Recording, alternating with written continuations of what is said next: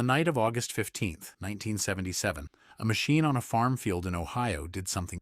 It was listening to the entire sky at once, on the off chance that someone, somewhere, might be trying to say hello. And for 72 seconds, something answered. But the real story isn't just that it answered. It's that nobody, not then and not now, has ever been able to explain what it was. To understand why this moment still matters, you have to understand what the listening device actually was. It was called Big Ear, a radio telescope the size of 3 football fields, built and operated by Ohio State University.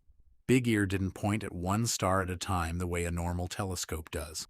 Instead, it let the sky drift slowly across its receivers as the Earth rotated, sweeping a wide strip of space every single day, printing the results onto stacks of paper as columns of numbers and letters. It was slow. It was unglamorous. It was, in a very real sense, just listening. A few days later, a volunteer astronomer named Jerry Emin sat down to review the printouts, the way he did most weeks. Row after row of numbers, mostly noise, mostly nothing. And then, in the middle of the page, he saw something that made him stop.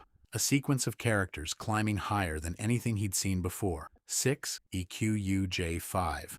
Each character represented signal strength, and this one climbed from background noise all the way up to 30 times louder than anything around it, then faded back down, in a pattern that looked exactly like what a real signal from deep space should look like as it drifted through the telescope's field of view. Eamon picked up a red pen, circled the sequence, and wrote one word in the margin. Wow. Here's what made it strange. The signal appeared at a frequency of 1,420 megahertz. That number isn't random.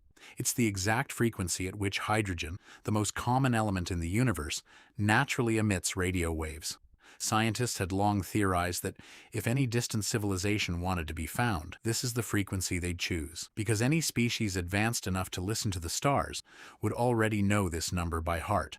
It's sometimes called the water hole, a quiet, universal channel sitting right between 2 frequencies emitted by hydrogen and hydroxyl, the 2 ingredients of water itself. In other words, whoever built a version of Big Ear on any planet would already be tuned to exactly where this signal showed up. The signal came from the direction of the constellation Sagittarius, toward the dense center of our galaxy, in a patch of sky with no bright star, no planet, and no known object that could explain a burst that strong. And it lasted almost exactly as long as it should have.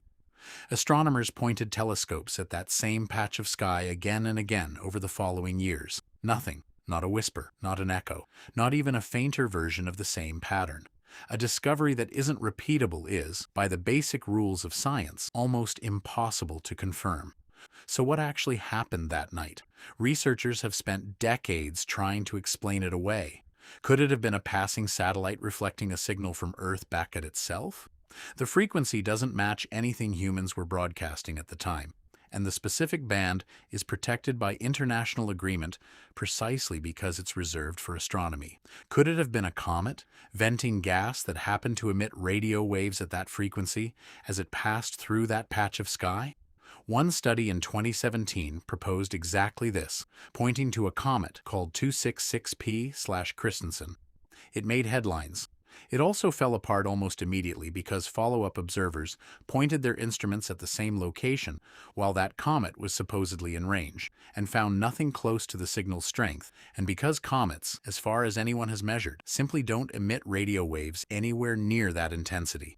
Could it have been some undiscovered kind of stellar flare, a rare astrophysical event we haven't cataloged yet? Possibly. Nobody has found one that matches.